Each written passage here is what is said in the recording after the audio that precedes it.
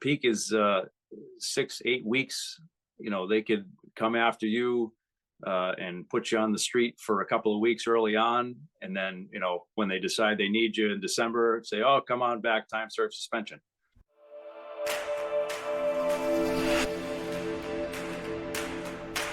The facts, dates, and events presented in this video are from the member's best recollection and may not be fully accurate. This video is intended for entertainment purposes only. Always consult with your local union about your rights and duties at your workplace. The opinions shared on this video are our own and do not necessarily represent my employer's positions, strategies, or opinions. All views shared are protected under the National Labor Relations Act. What is going on, everybody? So today I have Greg Kerwood out of Local 25 in Boston, and I'm going to kick this off by asking him this one simple question. Greg, is it going to be a light peak season this year or a heavy peak season this year? Well, hold on a second. Let me rub my crystal ball. Obviously, there's no way to know for sure. I'm getting the impression, based on the hiring that management is doing and their approach and attitude, that they're not expecting things to be crazy this year. It's still a little early to tell. We've certainly had peaks where things ramped up very quickly once we hit Thanksgiving. Sometimes they've ramped up very quickly in the middle of December, so you never know for sure. But I would say, compared to previous years, things are usually busier than they are right now. I would have to agree. I've been with the company for 26 years, and from all my experiences, right now it seems a little lighter than usual. And we do have people hired on right now, and they're training, they're almost like preparing, but it's just the volume. I don't see it. And with that being said, and once again, Greg could be right. Could kick in, next month. But this is just two old farts giving their opinions on things, right? Now, when we're talking about light peak seasons, Greg, I mean, what is there to expect? I mean, are they going to start cutting routes? What do we have to expect on that end? I would say, based on past experience, they will not do that full steam probably until a certain point. But if it is light at some point, they will start cutting routes. They will start asking people to go home, so they can keep the helpers, keep the casuals, keep those people working just in case. And then at some point, it may even be, when we hit Christmas, they'll start cutting those people in droves. And, that's when it turns into everybody has to come in every single day and work, whatever shows up. We're sort of stuck with. So if it does get heavy, or if it's heavier just after Christmas, everybody gets buried. But it's, it depends on how it plays out and what the timing is. But the company seems to overstaff for as long as possible, just in case, and then immediately slash everything. Yeah, I've seen a couple things. I've seen it where they've hired on helper coordinators, and then when it ends up not being that heavy, they cut the helper coordinators mid-peak.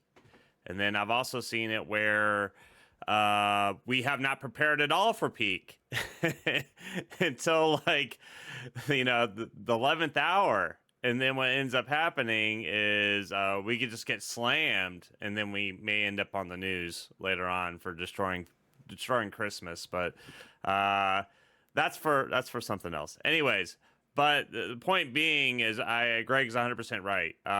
The company would rather overstaff than understaff. From my experiences, I think it was like 6 years ago was like the last real bad peak season, and they rolled so much volume that the company was on the news, and ever since then they've overstaffed like crazy. And now we have what they call PVDs, right? So Greg, when the volume comes in, I mean, and they start cutting routes, I mean, are they allowed to still use the PVDs and the helpers while they're cutting these routes? Or what should a member do in that situation? Well, they are allowed to, as long as the supplement permits it, use the helpers during whatever time frame. And the SSDs, depending on whether they're inside or outside employees, can work for a certain defined period as well.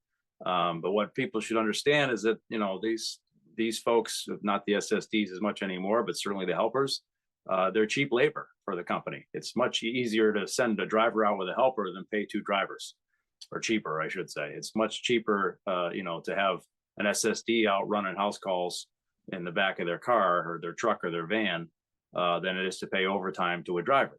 And so the company is going to keep those people around in case they need them, because it doesn't cost them that much to keep them around. And then at some point, like I said, there's a threshold where they realize, okay, this is now not worth it. We know the hit's not coming. And that's when they cut all those folks. And so, with that being said, the work, if it is a light peak season, right? And then you got somebody that's constantly going home. Listen, they want to take a day off. I get it.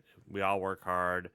But come January, I mean, the volume's just not there, and they're a lower senior guy. What's to expect after that?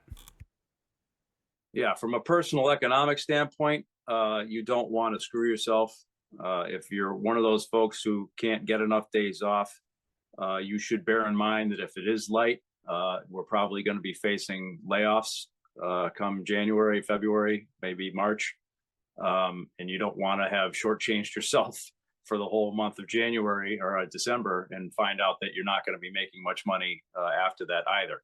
On the other side, you have folks who count on overtime from peak all year long to make up for the days they took off or whatever.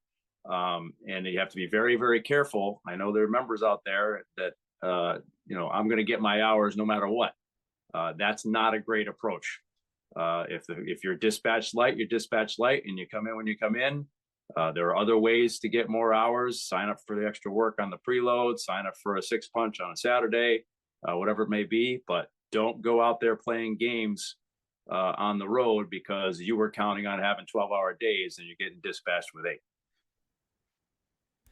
And now we got the other end of the stick, which is discipline. During heavy peak seasons, I remember being in the locker room one time and the driver said I could run the truck into a house and they wouldn't fire me just because they were so desperate for drivers. But in light peak seasons, is it the same case? No, in light peak, it's a very different ballgame. Certainly, while they have helpers and SSDs and casual drivers around, people are somewhat expendable. Peak is 6-8 weeks. They could come after you and put you on the street for a couple of weeks early on, and then when they decide they need you in December, say, "Oh, come on back, time served suspension." So you have to be very careful. Make sure you're doing everything you're supposed to do, because it's not like the old days, as you said, where you could literally drive through a house and still be on the road the next day because they just needed the bodies. Very good. Yes. And also, for any steward out there watching this, I would take this as an opportunity to try to really train up the members on the discharge language or the parts of the contract, because come January, the company is probably going to go very hard on the members. And we need to make sure that our members are doing everything correctly so they don't see themselves on the street. So, Greg, appreciate you coming on. If you have not done so already, follow the Teamsters 401k Facebook group. And Greg, do you have any shout outs today? Yeah, so I'm going to shout out all my TDU brothers and sisters who were at the convention last weekend. It was excellent. It was great to see everybody. It was great to learn and participate and just gather the overall vibe. It keeps everybody fired up, certainly me, to take on this company for the next 12 months till the next one. If you haven't had the opportunity to go, I highly recommend it. It's well worth it. Absolutely. And, I was at TDU with Greg, and it's amazing to see everybody that is down there. And we had so many friendly people come up to us and say what's up, and met a lot of really great members. And I love talking to other fired up Teamsters. It's a great feeling. And listen, I love you guys, and I appreciate everybody that came up and said what's up. So anyways, that's all I got, everybody. Love you, and I'll see you next time.